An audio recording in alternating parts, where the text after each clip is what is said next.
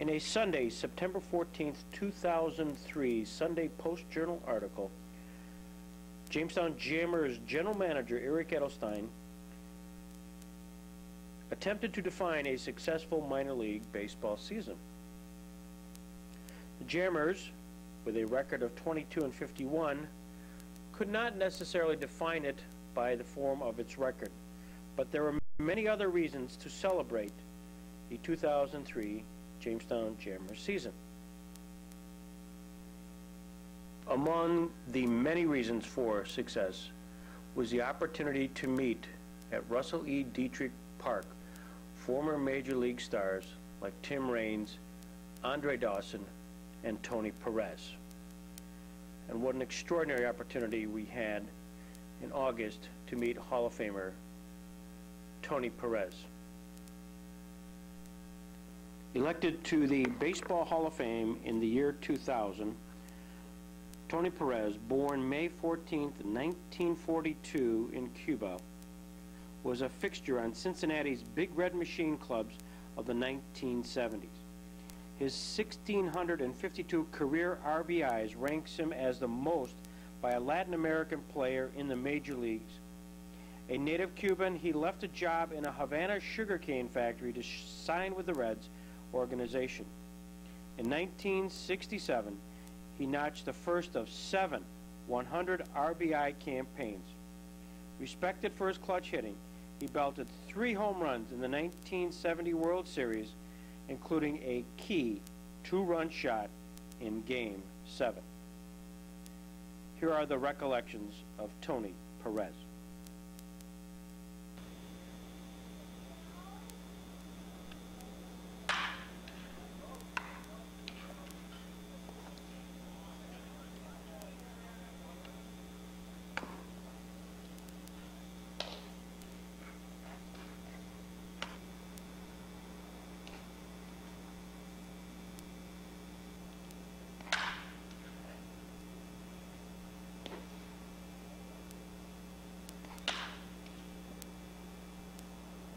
Tony Perez, the Big Red Machine, Hall of Famer here in Jamestown, New York. So welcome.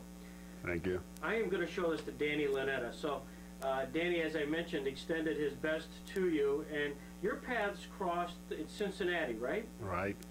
And he was traveling secretary there, wasn't he? Yeah, when I met Danny back in the 70s, Danny was traveling secretary for the Cincinnati Reds, and then after that, he turned to the front office, and he's been working there since, and he did a great job.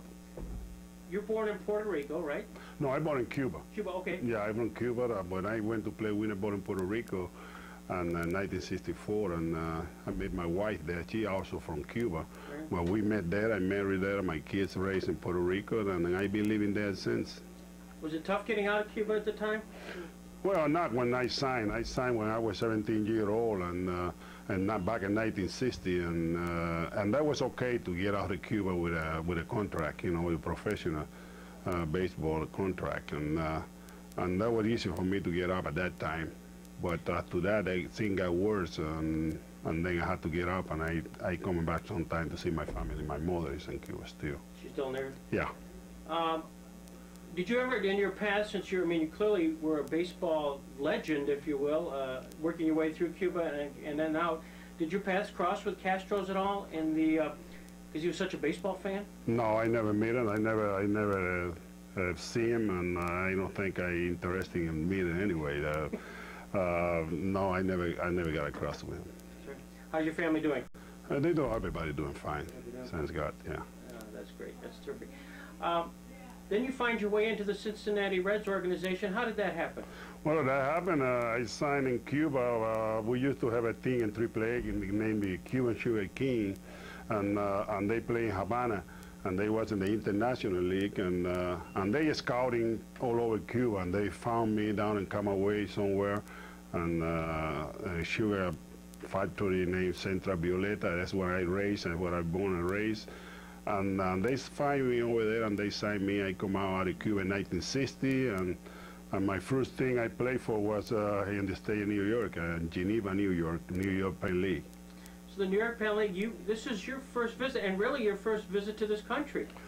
Yeah, well, I was spending spring training in Tampa, but when I made the team, I made the Geneva team, and I came down to play in the New York Penn League.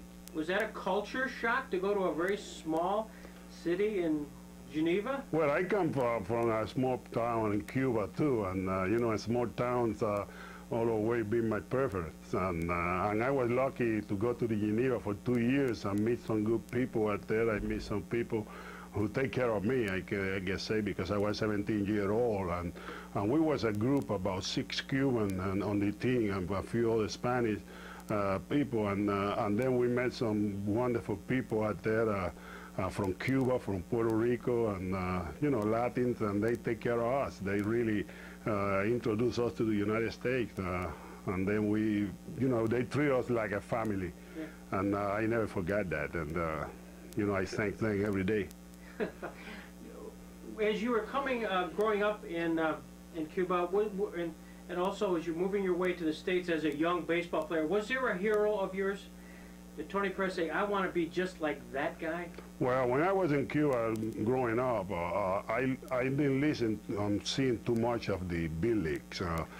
We followed more the winter league in Cuba, you know, in the winter, and we, you know, we're very familiar with all the players and in Cuba, Cuban players, and the big name in Cuba was Minnie Minoso. He played for the White Sox, and you know, I used to tell my family, hey, I want to be like Minnie Minoso. I want to be like that. They laughing and thing because I was a little skinny, a tall, skinny kid, and you know, I loved the game and I want to play, but and they would think I was joking and really it came true, and I played the game like Minnie did. You met Minnie Minoso. When you first time you met him, your hero, what did you say to him? I told him what I did. I remember meeting Minnie, and you know, we talked about it, and I told him what I used to tell my family. You know, he laughing and say thank you and all that, but. You know, like, then I try to be like every other player from Cuba because I always admiring them. Mm-hmm. Come to Geneva. Did Pete Rose, did he pass? Was he at the same team with you? Yeah, well, I signed, we came to Geneva, and then I was playing, matter of fact, I was playing second base when they signed Pete out of the college or high school, and I think it was high school, and he signed as a catcher. And they, but they don't want him to catch and they move him to second base. And when they move him, then when they sign him, they move me to third base, and Pete started playing second base. That's what I met Pete. Start playing together, and we played that year together. And then I didn't see him until 1963. And what was there any specific impression of Pete Rose at that first time you played together in Geneva? Well, he was starting to play second base, and because they moved him, like I say, from the catcher, and he was a little rough, you know. He learned in the position. He always hustled. They started calling Charlie Hustle there, and he was the most. He was only half a year there, but he was the most popular player because the way he played, the way he played the game, and you know, running all the time like he used to do through his big league career, and that's what more impressed me about it. He wasn't that kind of hitter. He was later, and he was trouble to get around the ball, but he was always a contact hitter and run hard all the time, and that's what I started calling Charlie Hustle. Contact hitter. Did you have your power at that time when you were a skinny, tall kid at Geneva? Yeah, I always has power. I only hit 6 home runs my first year in Geneva, but my second year there I hit 27 home runs and drove in more than 100 runs, and I think I was MVP in the league. Even I think I lead the league in hitting in Geneva in 1961 and hit 27 home runs. I was skinny, but I always had power. Sure enough, the 1961 batting champion for the New York Penn League was Tony Perez with a league-leading .348. And in fact, Geneva that year was the pennant winner.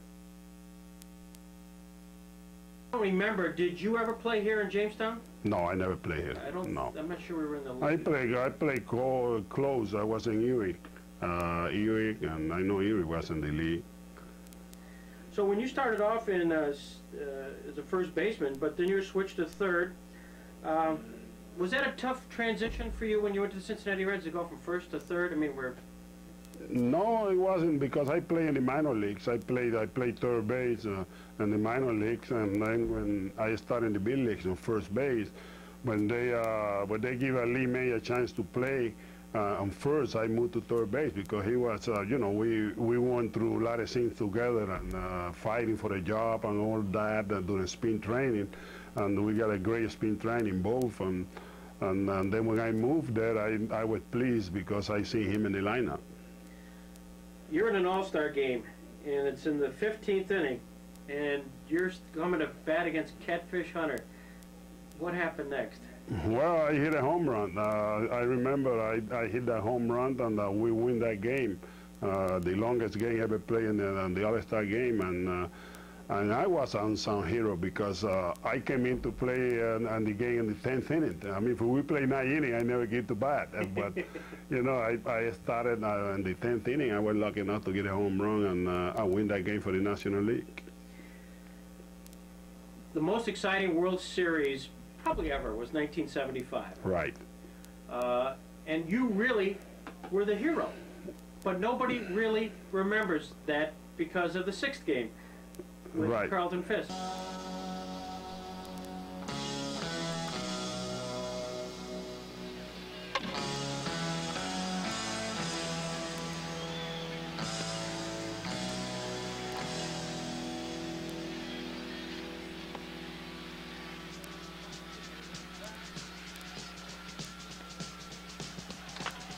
Sports writers called manager Sparky Anderson's Cincinnati Reds the Big Red Machine. And in 1975, they more than lived up to their billing, rolling past their nearest Western Division competitors by 20 games.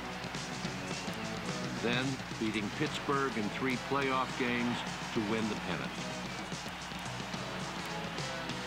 It was an extraordinary team, and its spirit was best captured by the third baseman, Pete Rose, who said, "I'd walk through hell in a gasoline suit just to play baseball."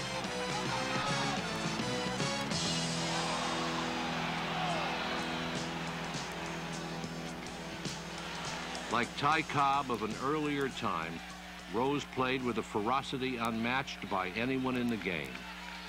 He stretched doubles into triples, singles into doubles, groundouts into singles. "Baseball is a hard game," he said. "Love it hard and it will love you back hard. Try to play it easy, and the first thing you know, there you are on the outside looking in, wondering what went wrong." It was that kind of obsession that made him great. He wasn't a man of great physical gifts and talents. He did it by will. He willed himself to be a great man. But it was this concentration and focus that made him vulnerable to temptations and in the end, disgrace. Cincinnati would face Boston in the World Series that year. The Red Sox, led by manager Darrell Johnson, had been almost as formidable as the Reds, seizing first place in the Eastern Division in early June and never relinquishing it thereafter. Then taking just 3 games to crush the Oakland A's in the playoffs.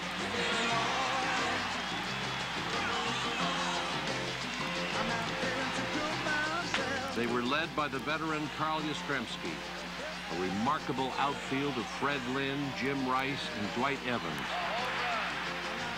and 2 pitching stars unlike any other in baseball. Bill Lee, a junk ball pitcher called the Spaceman because of his unusual views on baseball and the cosmos, and Louis Tiant, the Cuban-born son of a former Negro League star who had the most distinctive wind-up in baseball.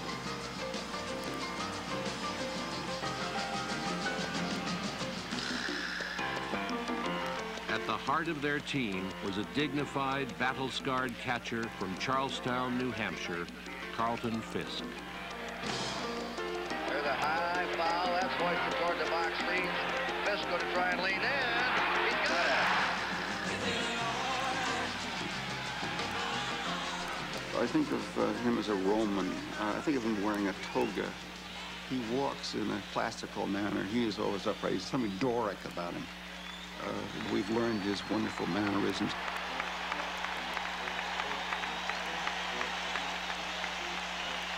And when he stands in to bat, there's that last moment when he looks at the bat, he looks at the wood in the bat as if examining it for termites or something like that. And these mannerisms are going on year after year. And he really has been noble. He's lasted so well and played so well for so long. Cincinnati had not won a World Series for 35 years. Boston had not won one for more than half a century.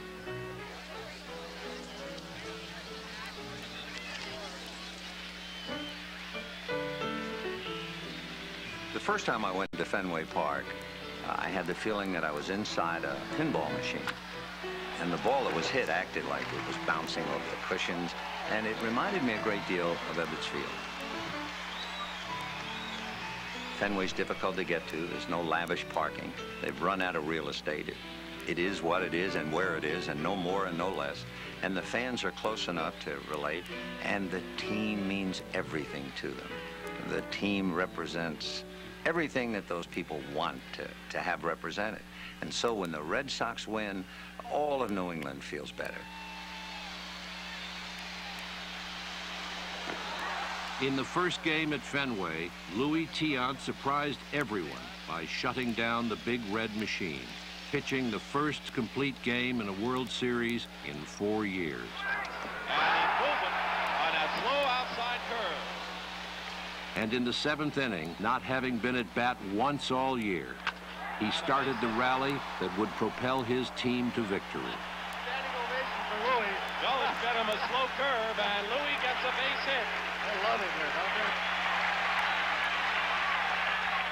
Crowd on its feet here at Fenway on an overcast, raw day. And Petrocelli gloves it. Oh, in time. And the Red Sox have drawn first blood in the 1975 World Series.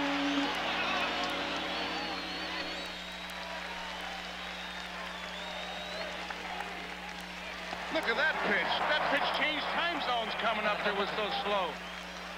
Despite the masterful pitching of Louis Tiant and Bill Lee, the Reds won 3 of the next 4 games. He hits one a cut back into left center field. Looking up is Yastrzemski and gone. A home run.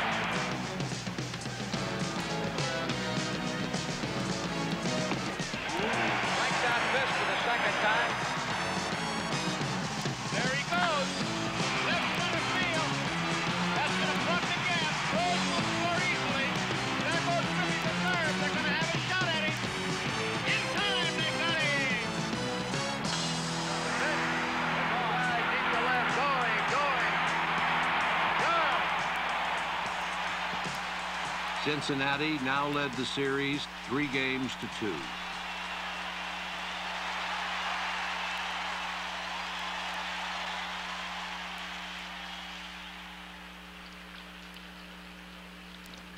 The 6th game, to be played in Fenway Park, was delayed 3 days by a cold autumn rain. Your impression of the 6th game, because it was so back and forth, probably one of the most exciting games. It was. What was your impression as that game was kind of seesawing there? Well, that game was so well played by both teams. A lot of great plays making on the game, and a lot of good pitching, and a lot of clutch hitting. I mean, Bernie Carbo's home run on the 8th inning was the clue for for crucial for the Red Sox on that game. Because we didn't tie the game in that inning. Carlton Fisk never come out to bat. Boston had to win it to stay alive. Game 6 still is the greatest baseball game ever played in the World Series. There's no doubt about it. All the way through, it kept astounding you. Said it can't happen. It can't be any more like this.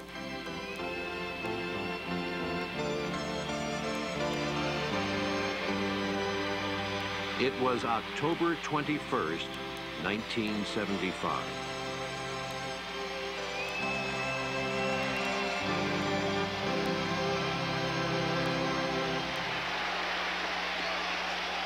Again, Louis Tiant pitched for Boston. 2-2 pitch from Perez. Oh, there it was. That's how he got him 2 times in game number 1. Gary Nolan was on the mound for Cincinnati. Again, the 1-2 pitch. Curveball, he's out of there. First strikeout for Gary Nolan as Evans is called out. In the bottom of the first, with 2 men on for Boston, Nolan faced center fielder Fred Lynn. And there's a high fly ball deep to right field. Going back, Griffey, forget it. It's gone.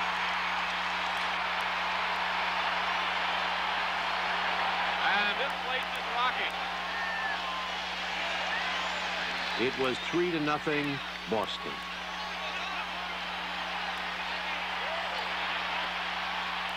Here's where I like to see him work when he's way ahead. And he strikes out. Tiant was superb through 4 innings. 2-1. But in the top of the 5th, Cincinnati fought back. And there's a line drive, left field. Yastrzemski going back will play it off the wall. Griffey scores the tying run, and Bench is held to a single. The Reds tied it up. In the top of the 7th, the Big Red Machine surged ahead. Straightaway center field. Lynn is going back, back, back. That ball is off the wall. 1 run is in. Here comes Morgan. He'll score, and the Cincinnati Reds lead 5-3. Well hit right field. That ball. If it's fair, she's gone. It is a fair ball. Home run for Geronimo. And it's a 6-3 ball game. That's his 2nd home run of this series. In the 8th, Cesar Geronimo seemed to put the game out of reach. And Cincinnati getting a little bit closer. Their last World Championship was in 1940. Bottom of the 8th. Cincinnati was only 6 outs away from winning the World Series. Bourbon against Lynn.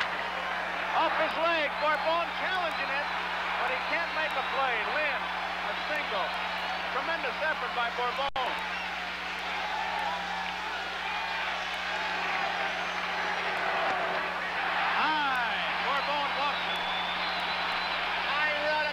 Right now, here comes Sparky. And the Red Sox refused to give up, as the Reds did not give up in game 2. They staged some dramatic rallies, and I'm not surprised at what they're doing here. With 2 outs and 2 men on, a Boston pinch hitter named Bernie Carbo, who had once played for the Reds, came to bat. Bernie Carbo, a pinch hitter. And Carbo, I remember, looked so overmatched. As he was up at the plate, the first 2 pitches, he looked just terrible. Carbo a little bit late on the swing. 2-2 pitch. Just did get a piece of it to stay alive. You talk about fighting off a good pitch. Looked like he hit that out of the catcher's glove. He did. 2 strikes. The pitch. Carbo hits a high drive, deep center, way back, home run! I remember the darkness of the stands and the movement in the darkness of the stands. This enormous noise came up, and the game was tied. That was a blast up in the center field bleachers. It came with 2 outs, and the count 2-2. And the Red Sox have tied it 6-6. The game was tied, and it stayed that way through the 9th, the 10th, the 11th. Griffey and Geronimo are shallow. High fly ball, left field. Foster's got a shot.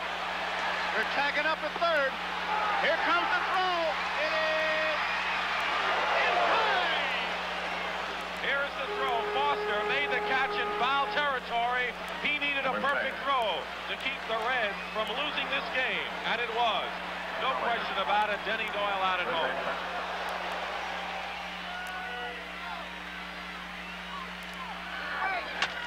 Well hit, right field, deep. Evans is going back near the wall, and oh, what a catch he made! What a catch by Dwight Evans, and it's a double play. Griffey didn't know what happened as Evans made a spectacular catch, and take a look at this. Dwight Evans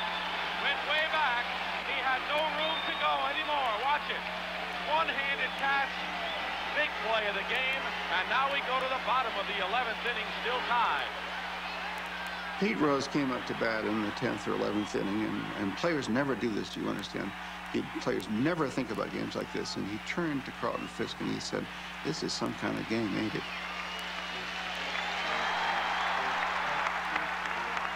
Carlton Fisk was the leadoff batter in the bottom of the 12th inning.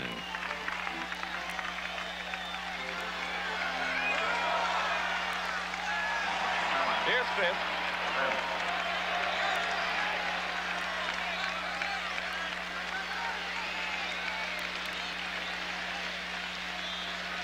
Game tied, 6-6. Darcy pitching. Fisk takes high and inside. Ball one. Freddie Lynn on deck. There have been numerous heroics tonight, both sides. The 1-0 delivery to Fisk. He swings, long drive, left field. If it stays fair, it's gone. Home run! The Red Sox win. And the series is tied 3 games apiece. Carlton Fisk hit a 1-0 pitch. Was jamming out in the field. His teammates are waiting for him. The ball hit the foul pole, and the Red Sox have sent the World Series into Game 7 with a dramatic 7-6 victory. What a game. This is one of the greatest World Series games of all time.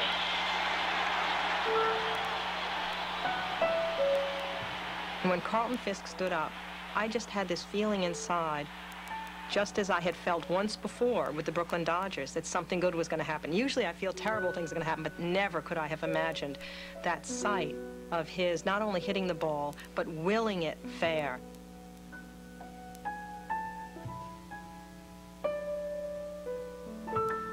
I think what it represented was just all of us wish we could control our destinies in a way that we can't usually.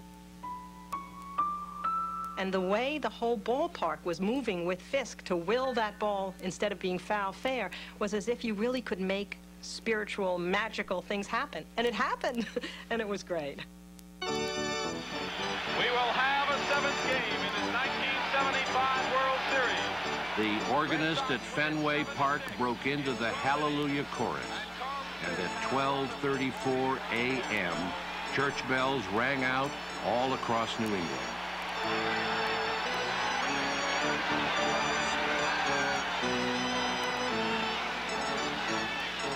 That game was like a Russian novel. It had character development. It had history behind it. It had plot moving forward. It had twists near the end. And then the spectacular conclusion. And the 7th game, which people underrate, which was what decided in the 9th inning, was the exquisite literary denouement for it. Well, his home run was the more popular because he wins the game. He wins the game, and the way he was, or the the exciting, and the Red Sox coming back in that game, and that was a great game. I enjoyed it. Even when we lost that game, we enjoyed it. And we were talking about after the game, Pete and Johnny and Morgan, myself, we were talking about how great the game was when Sparky, spotted us and said, well, I didn't think it was that great when we lost. I said, yeah, it's a great to be part of a game like this. And don't worry about it, we get it back tomorrow. Well, Game 7. 75 million people were watching on television, more than had seen any other sporting event in American history. They interviewed Sparky Anderson, and he says, no matter what the outcome of this game is, my starting pitcher is going to the Hall of Fame. And I said, no matter what the outcome of this game is, I'm going to the Elliott Lounge. 3-0 pitch. Ball 4. Another run across. Red Sox lead 3-0 as Yastrzemski scores. Bill Lee held the Reds scoreless for 5 innings, while his teammates ran up a 3-0 lead. But then Cincinnati came alive. There's his blooper pitch. There it is. He was waiting for that one. That one is gone over everything. Attaboy. you're the guy that hit the big home run in that 7th game. Yeah, I hit that home run. We were losing 3-0, and Bill Lee was throwing a good game. And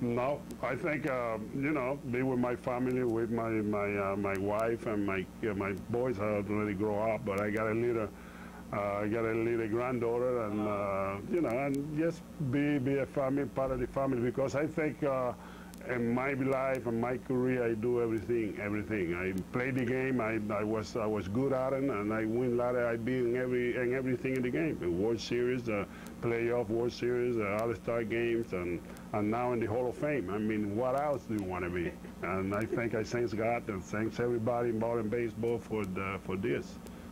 This is great.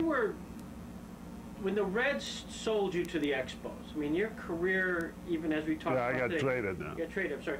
Traded. Was that tough, personally? Yeah, it was tough. I mean, I was prepared because they told me. They told me after the season that if they have a right trade, I might be available. I mean, it might go along. But it still hurts because, you know, I was part of that family. I was part of that great team.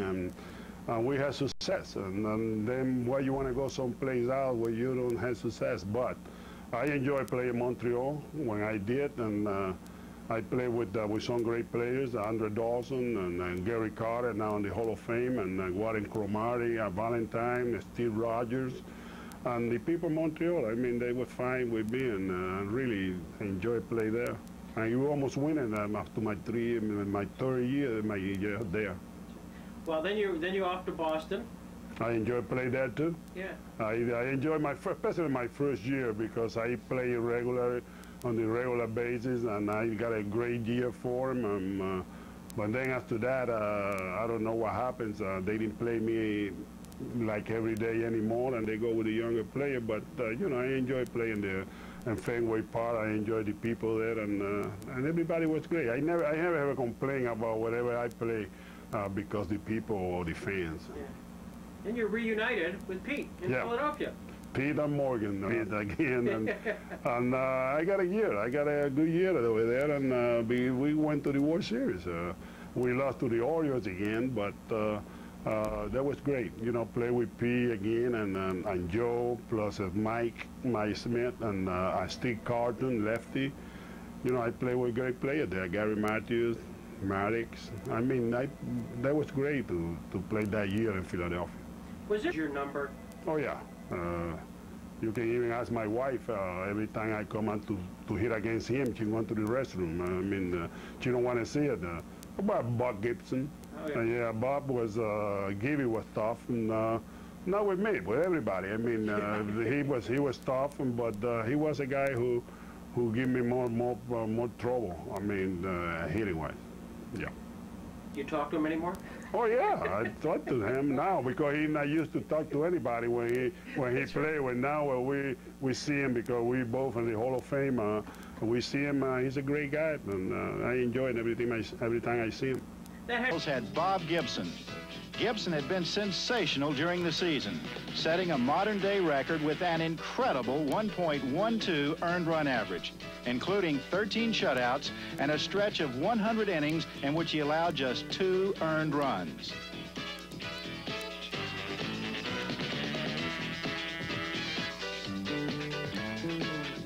And in the first game of the series, Gibson was at the top of his form. He tied Sandy Koufax's record of most strikeouts in a single series game, 15.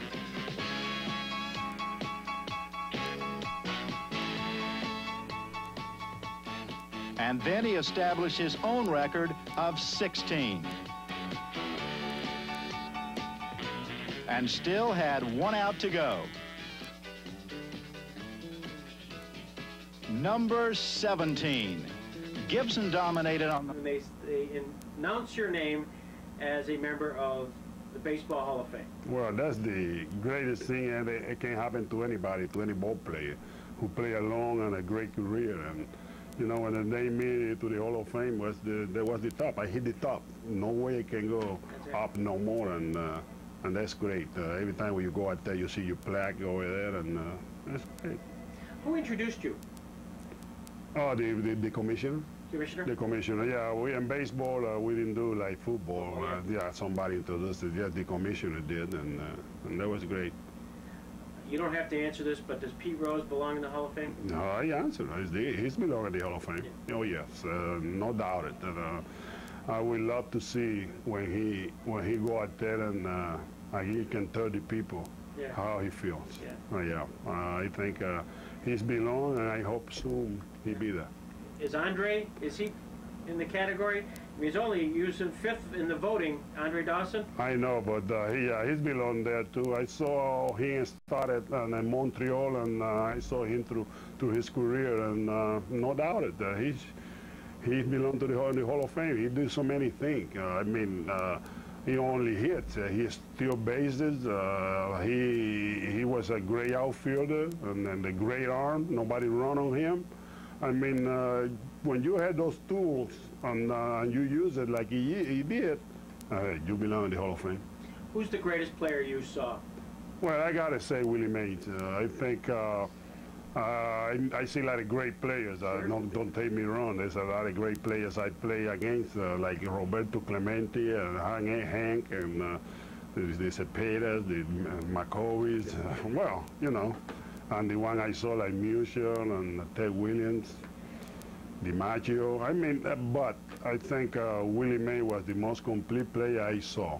Maybe now they got players, great players too, like Barry Bonds and all the players that they're here now. But Willie Mays is the one I saw the best player. Did you pitch or did you play against Nolan Ryan? Oh yeah, I faced Nolan when he came up.